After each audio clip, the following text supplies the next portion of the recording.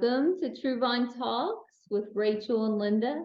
We're so grateful that we're here today and that we're going to process our counseling hats around the holidays. Yes, managing expectations during holiday time.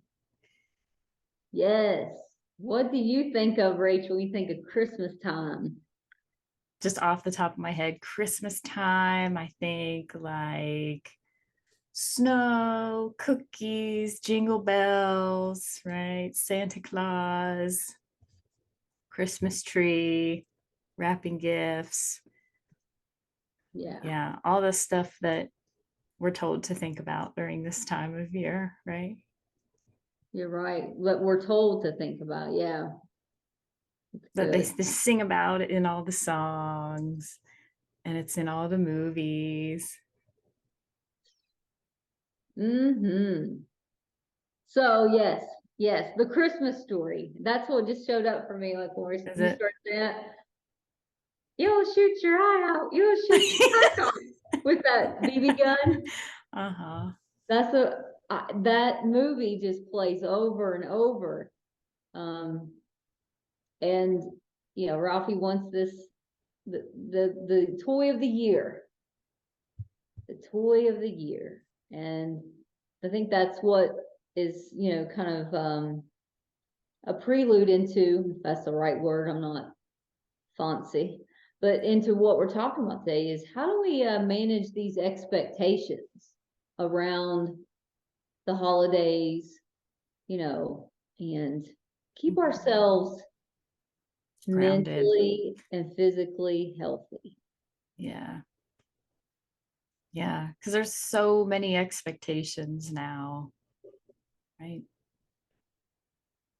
Yes, and we're talking about the external stuff, the you know, the things that the world tells us we need to have in order to have a good Christmas or a good holiday or whatever you celebrate this time of year.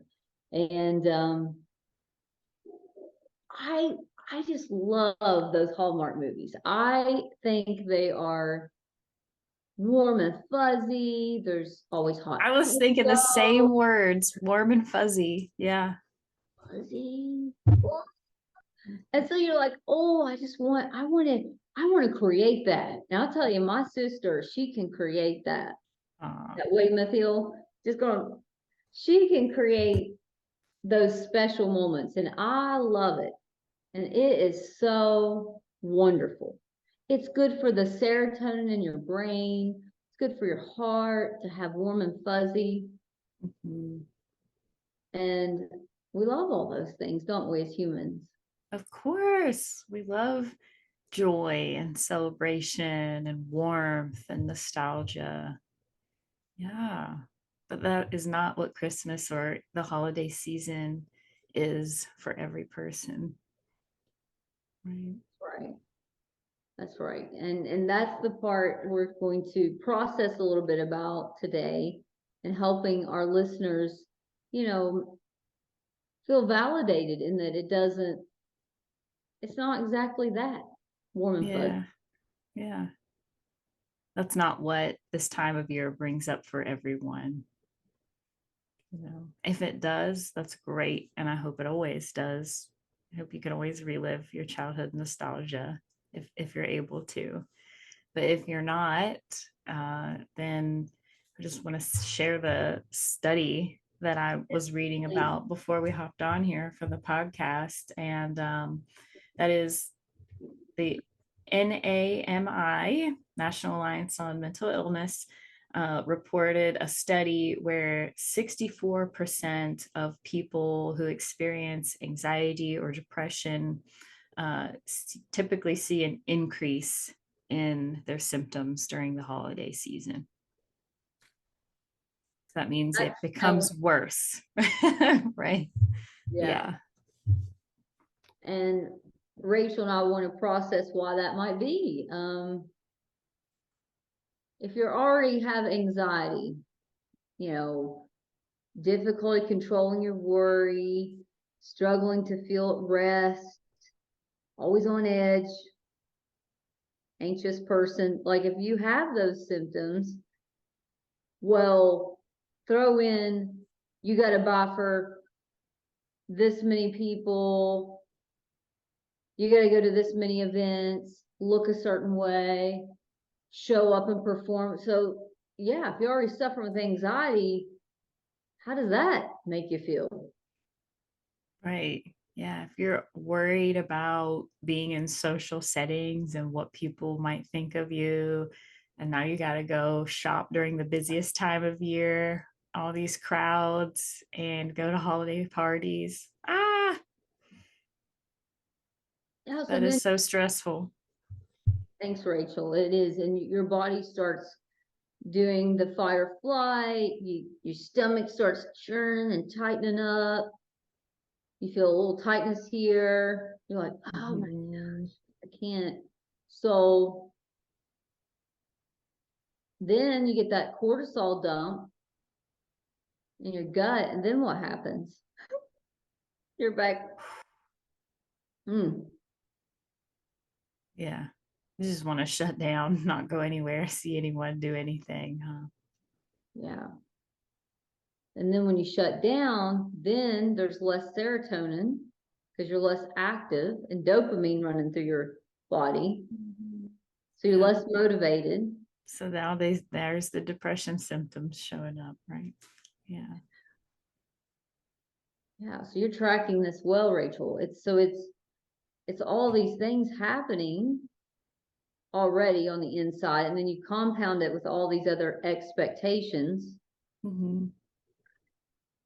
Yeah. The loneliness for so many people Yeah. that want the festivities and places to go, but aren't invited or don't want to spend time with family because it's dysfunctional, it's not enjoyable.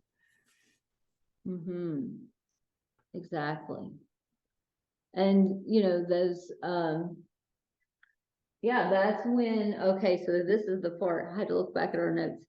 So this is the part where, we've processed this sometime, I think we did in a podcast before.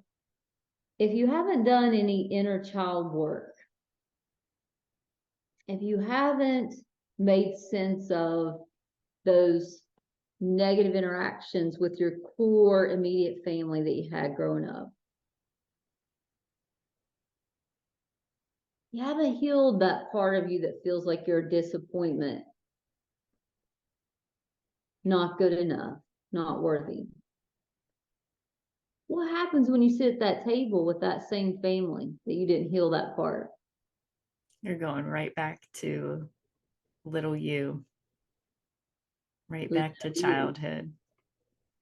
Yeah, exactly, Rachel. You might be in your 20s or 30s or however old, right? Yep. If you 40 haven't, days. yeah, yeah. If you haven't yet done this work, you're gonna feel just like you did when you were 4, 8, 15, however old. Mm-hmm. And then you're sitting there at the table feeling small, little you, like you said, and you know, someone says something hurtful and you feel even smaller and you're regretting even showing up. You're like, what? Why am I here? And so that is I think that's what happens at these get-togethers. I think, the dynamics, the sibling rivalries, the I'm the best kid, I'm all these things are showing up. Yeah, it can totally show up. And even Mhm. though you're grown, those things are still underlying dormant in the family dynamic. If it hasn't been, you haven't done family therapy, or you haven't done your own individual work around healing that inner child. Yeah, because a family is a type of system. What I mean by that is every person in the family tends to fill a certain role, right? Like sometimes there's a scapegoat, sometimes there's a victim, sometimes there's a rescuer, right? You name it, the firefighter. It's like the family comedian, the one that can make everybody laugh and break the ice, right? Um, yeah, the nurturing one. And it's even when you grow up, everybody moves out, you're living your own life. When you're all back together, tend to fall back into your roles.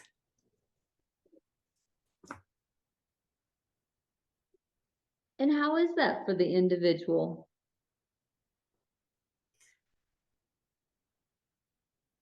I think it is frustrating and disheartening for a lot of people, especially people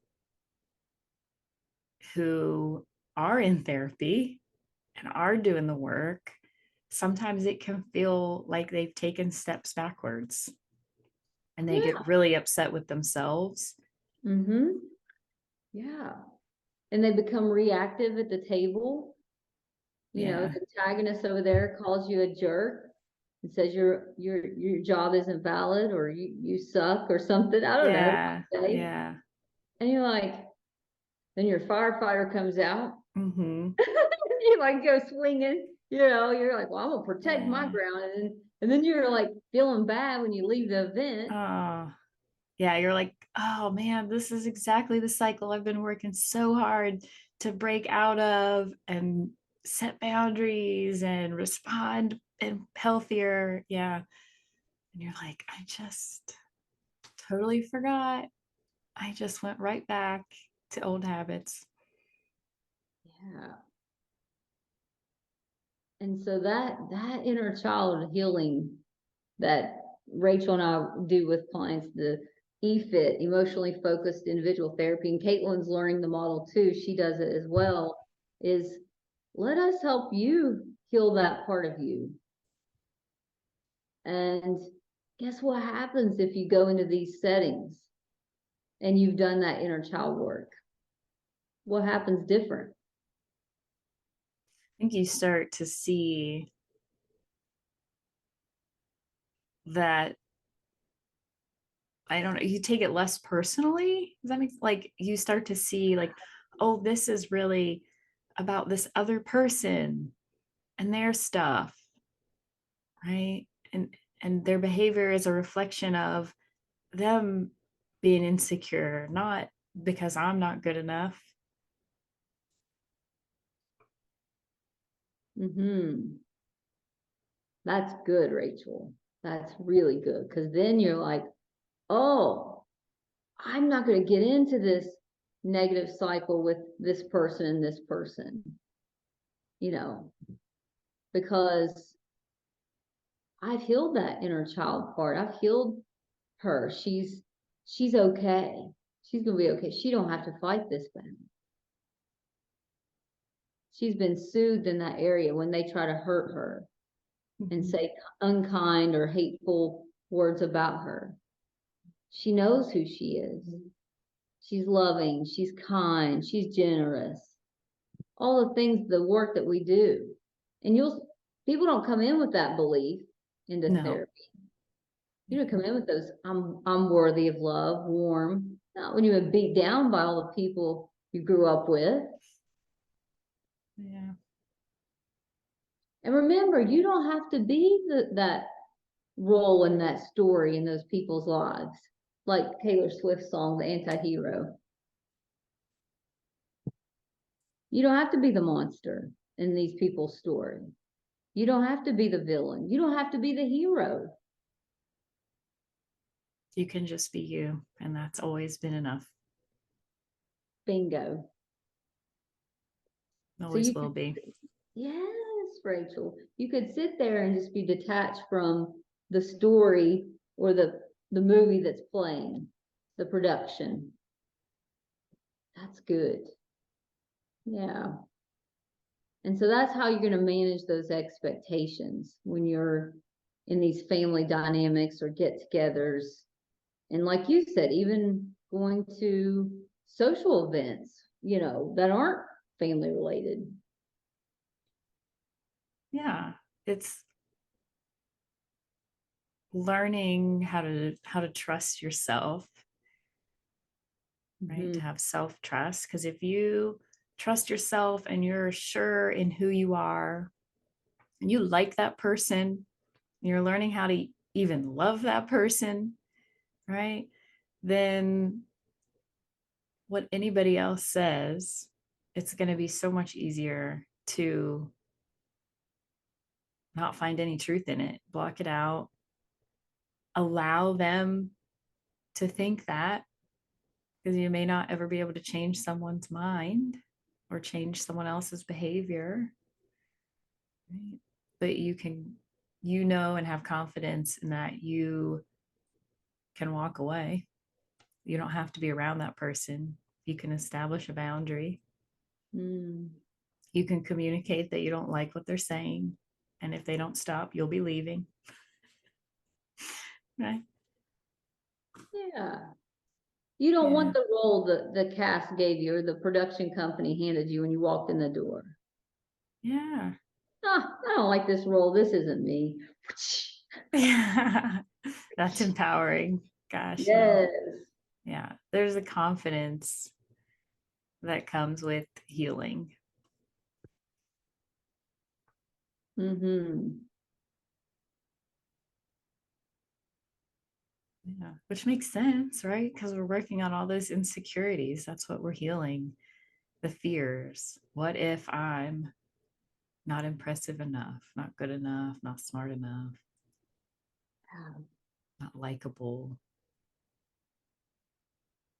That's good. Hmm.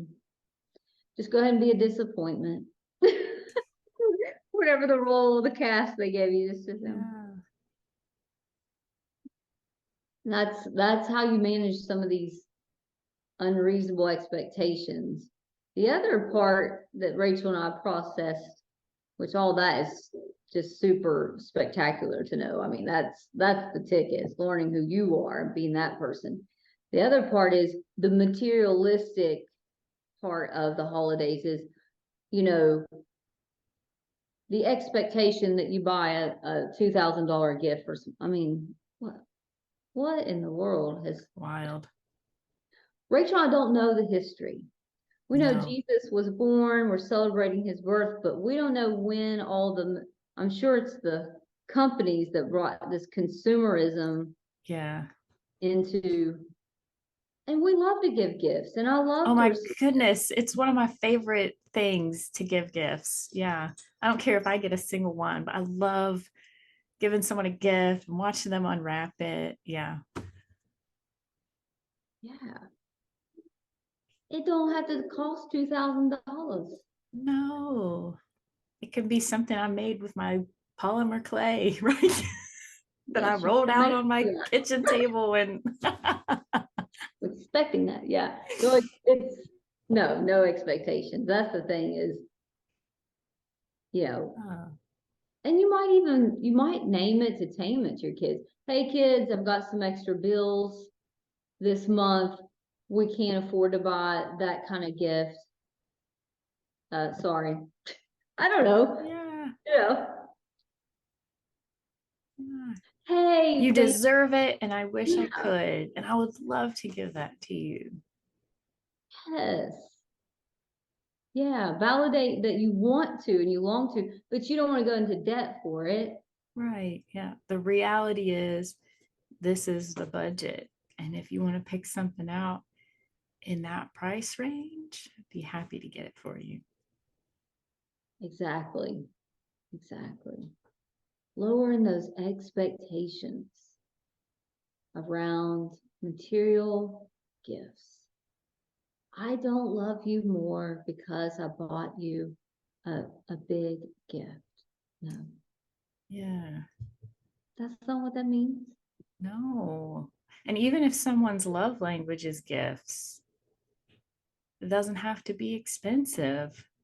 It's the thought put into it, right? It's the, oh, wow, you got me this because you really know me. You know, Mm-hmm. you know my favorite scent is lavender, so you got me this lavender candle, and I love it. Thank you. Right. Is lavender your favorite? I, I don't know. I just Oh, Linda wants to know my favorite Because scent. I'm a That's It's a good awesome. one. It is. Yeah, so what do we want to leave with our listeners about managing expectations and keeping yourself healthy? Yeah. If Christmas has never been perfect before, it may never be perfect, and that's okay. Ooh, that's good. I don't know. Is that like one of those hard pills to swallow kind of thing? Yeah. Yes, that's perfect. If Christmas has never been perfect before, then in all likelihood, it's not going to be. Yeah. Mm-hmm. I like that. So that's what we want, our listeners to do, is to lower the expectations, manage your own mental, physical health. Probably don't go into settings or events that you haven't done the inner child work, either on your own or with a therapist, which I highly recommend. Not because I'm a therapist, well, sort of because I'm a therapist, but you know what I mean? Like, Yeah. I know it helps. I love therapy. I love therapy Oh, for we myself. know it works. Yeah. Yeah. Yeah. Totally biased when it comes to that, right? But yeah, I don't know. I like to think of it as like, if we've got a scale from 0 to 10, 10 being like perfection, right? 0 being misery, the worst. If our expectation is up here at a 10, but reality year after year tells us, right, that, reality is a 5 or 6, right? Somewhere down here. Yes. We cannot force reality to become a 10, no matter Ooh, how hard we try, but we can always lower the expectation to a 5 or a 6. positive. We do have that power. We do have that power. You're right. Yes. So do something that's, you know, good for your soul around the holidays. What makes you feel warm and fuzzy? Yeah. So, well, we appreciate our listeners. Does you feel like that kind of gives people a good feeling, Rachel, around how to manage expectations? I hope so. And if not, I hope we at least normalized that if you are one of the people that do not experience a lot of joy and connection and warmth during the holidays, you are not alone. You're And not alone. And there's all yeah. kinds of events, there's all kinds of churches that are hosting things. You can come to my house. I won't invite you to her house because you come over, I'll feed you, it's all good. Don't be alone at Christmas. Call someone, email someone, text someone. There's people are not going to turn you away unless you're being a jackwagon and come up drunk and act stupid. Most people are not going to turn you away at Christmas, Yeah. okay? Yeah. So we appreciate you guys listening and we hope it was helpful. And I'm just grateful for Miss Rachel. So Yeah. Until next time. Bye. bye.